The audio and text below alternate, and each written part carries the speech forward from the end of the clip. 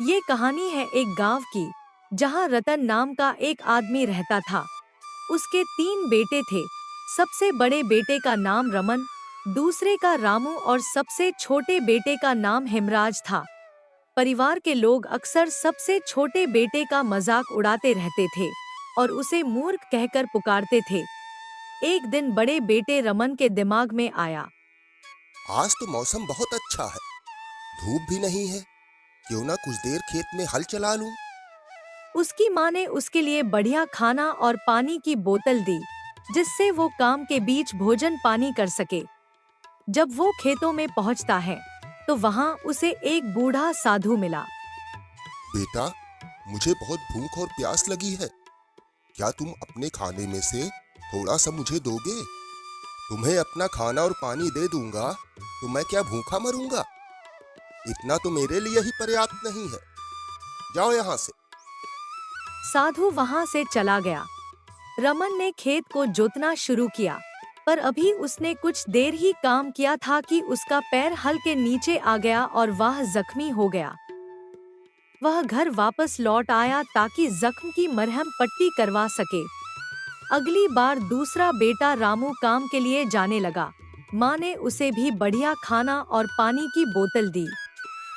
जब वह रास्ते में जा रहा था तो उसे भी वह बूढ़ा साधु मिला। बेटा, मुझे बहुत भूख और प्यास लगी है।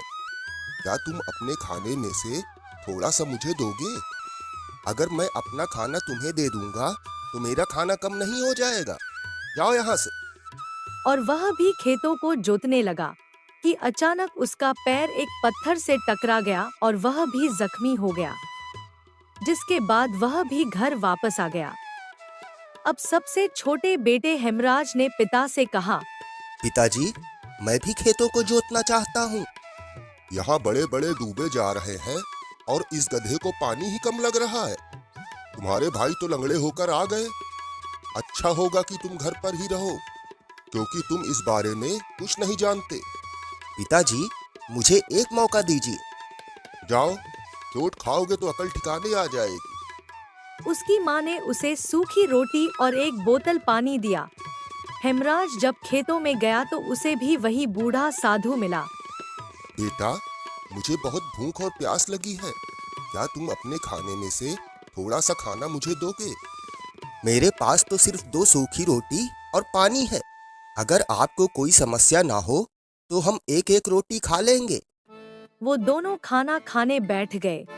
जब लड़के ने खाना निकाला तो सूखी रोटी की जगह बढ़िया खाना और पीने के लिए मीठा पानी था। उन्होंने पेट भरकर खाना खाया। जब बूढ़ा साधु वहां से जाने लगा तो हेमराज से कहा, बेटा, तुम बहुत दयालु हो। तुमने मेरे साथ अपना भोजन साझा किया।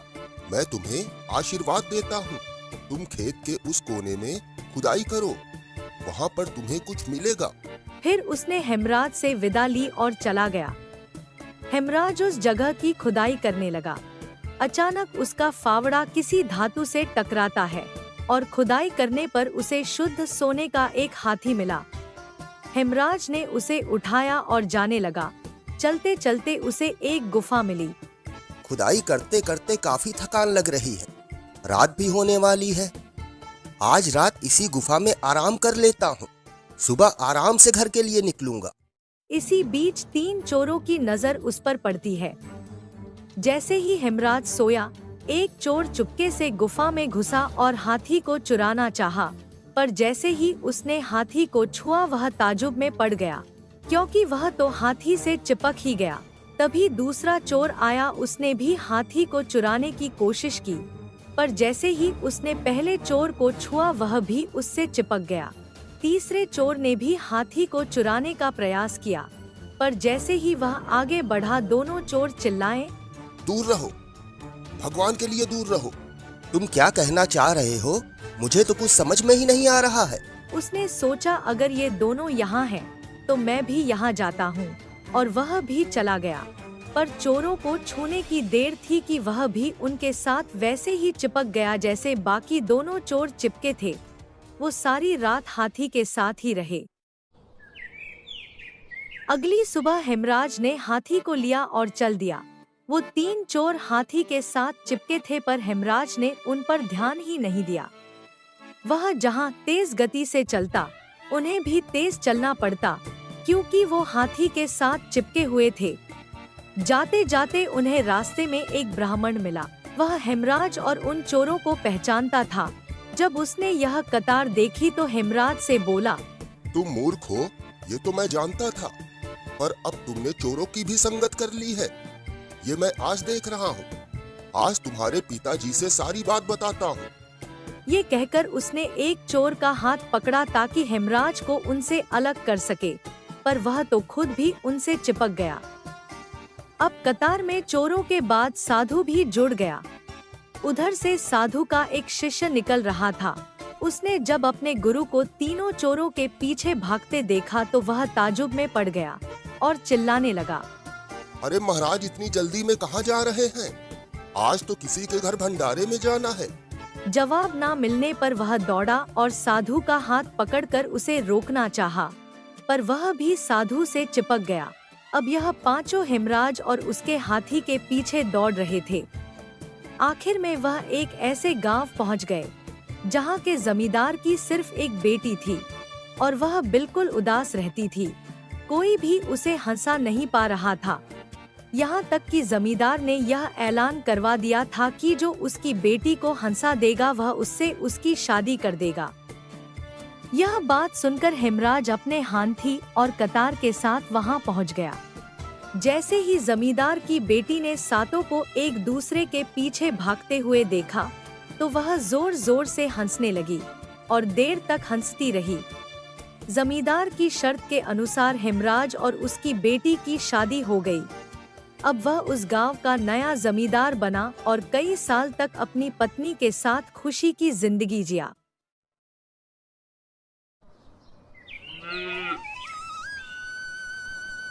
ये कहानी है एक छोटे से गांव की, जहां 3 भाई एक साथ रहा करते थे। उनका आम का एक पेड़ था। वो बारी बारी से उस पेड़ की रखवाली करते थे। जब 2 भाई जंगल में लकड़ियां काटने चले जाते तो तीसरा भाई घर पर ही रहकर उस आम के पेड़ की रखवाली करता था।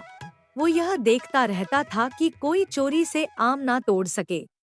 एक बार उन 3 भाइयों की परीक्षा लेने एक मायावी साधु आम के पेड़ के पास आया। उस दिन सबसे छोटा भाई पेड़ की रखवाली कर रहा था। बेटा, कई दिनों से कुछ खाया नहीं है। भगवान के नाम पर एक आम दे दो। ये लीजिए साधु महाराज, ये मेरे हिस्से का आम है, इसलिए मैं आपको इसे दे रहा हूँ। बाकी आम मेरे दोनों भाइयों के हिस्से का है। बेटा, ये आम देने के लिए तुम्हारा बहुत धन्यवाद। अब मैं चलता हूँ।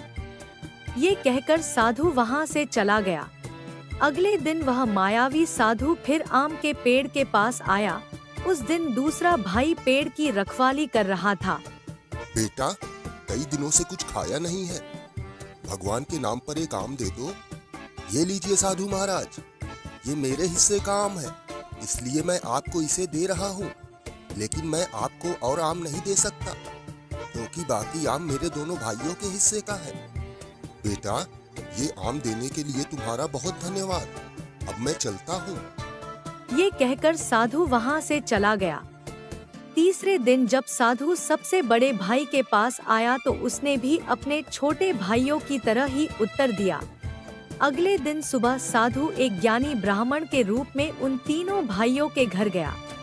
उस समय वे तीनों भाई घर पर ही मौजूद थे। ब्राह्मण ने कहा, बच्चों, मेरे साथ आओ। आम के पेड़ की रखवाली करने की अपेक्षा मैं तुम्हें अच्छा काम दूंगा। तीनों भाई उसके साथ हो लिए। चलते चलते वो दूर एक मुर्गी के बाड़े पर पहुँचे।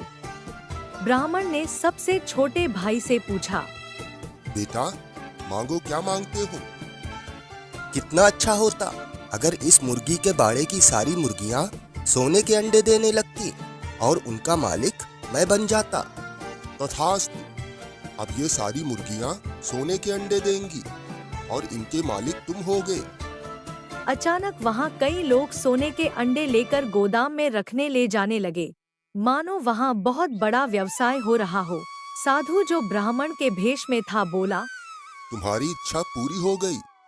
अब तुम धनवान हो गए हो, पर गरीबों को मत भूल जाना, उनका हमेशा ध्यान रखना। ब्राह्मण सबसे छोटे भाई को सोने के अंडे के व्यवसाय में लगाकर बाकी दोनों भाइयों के साथ आगे बढ़ गया। वो एक बड़े मैदान में पहुंचे जहां कई चिड़िया दाना चुग रही थी। ब्राह्मण ने दूसरे भाई से कहा, मांगो, तुम क्या मांगते हो? अगर ये चिड़िया बदल कर गाय हो जाए और मैं इनका मालिक बन जाऊं, तो इससे बेहतर और क्या होगा? तथास्तु। ब्राह्मण के ये कहते ही पूरा मैदान गायों से भर गया। वहां घर और तालाब बन गए। महिलाएं गायों को धोने लगी और पनीर बनाने लगी। कुछ लोग बाजार के लिए मिठाइयां तैयार करने लगे।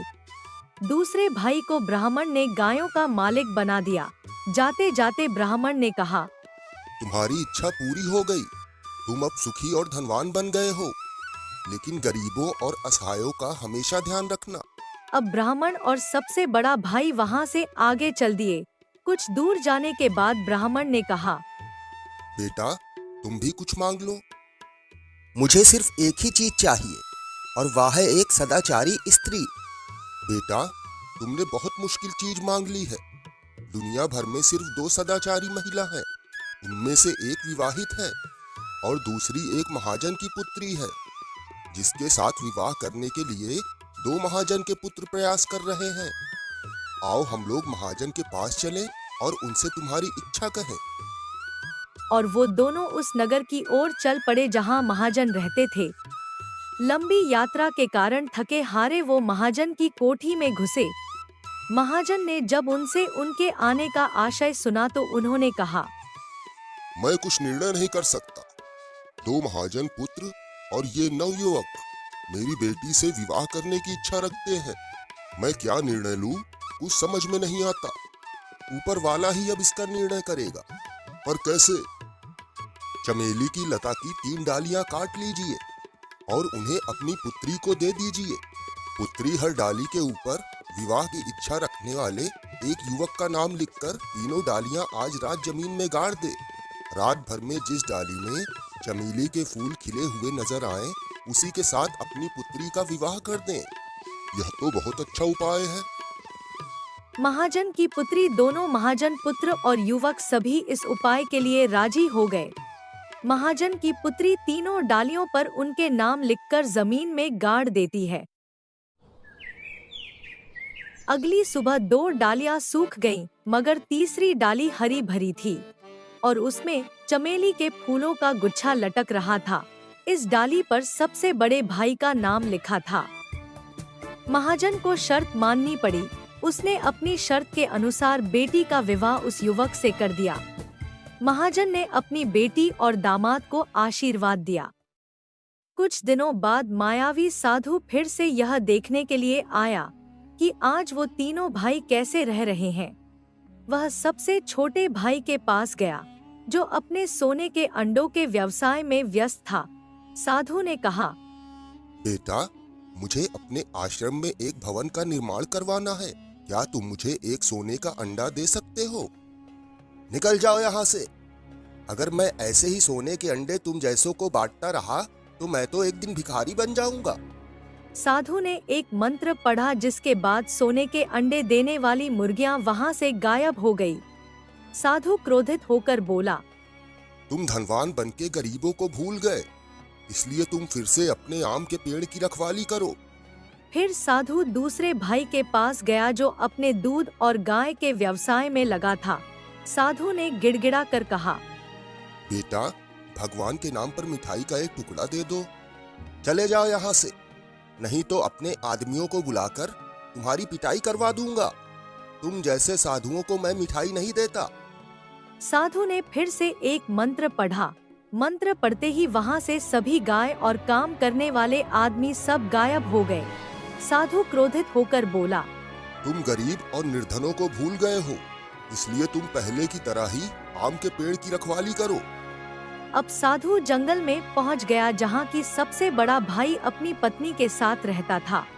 वो दोनों एक झोपड़ी में रहते थे और आर्थिक तंगी का सामना कर रहे थे। साधु उनके पास गया और बोला, बेटा, बहुत भूख लगी है, क्या मुझे खाने के लिए कुछ भोजन और विश्राम करने के लिए कुछ स्थान मिलेगा? साधु महाराज, हम बहुत गरीब हैं, पर जो भी रूखा सूखा हमारे पास है वह हम आपको खाने को देंगे। आप यहीं पर विश्राम कर लें, हम बाहर बैठते हैं। पति पत्नी दोनों ने साधु को ठंड से बचने के लिए कंबल और विश्राम करने के लिए जगह दी। पत्नी ने रात का भोजन अलग अलग 3 आदमियों के लिए रखा। वो इतने गरीब थे कि उनके यहाँ खाने को अन्य का एक दाना तक नहीं था। पत्नी ने घास को गूंथकर उसके आटे से रोटियां बनाई थी। ये रोटियां साधु को परोसने में उसकी पत्नी को बहुत शर्म आ रही थी। साधु महाराज, हम लोग बहुत शर्मिंदा हैं। आपके लिए हमारे पास आटे की रोटियां भी नहीं हैं। चिंता मत करो। बड़े भाई की पत्नी जब भोजन लेने के लिए रसोई में गई तो देखा कि रोटियां काजू के आटे की हो गईं। उसके आश्चर्य की सीमा नहीं रही। भगवान, आपकी माया विचित्र है। खुशी के मारे उसकी आंखों में आंसू आ गए। वह पास के कुएं से एक घड़ा जल ले आई। जब उसने प्यालों में जल डाला तो वह मधुर शरबत में बदल गया। सबसे बड़े भाई को यह देखकर बड़ा आश्चर्य हुआ, लेकिन वो बोला कुछ नहीं। साधु उनकी सेवा से बहुत खुश हुआ। आप लोगों ने निर्धनों को नहीं भुलाया। ईश्वर आपका भला करे। और साधु ने उन दोनों पति पत्नी को बहुत सारा धन दिया, जिसके बाद उनकी गरीबी दूर हो गई और वे सुख से रहने लगे।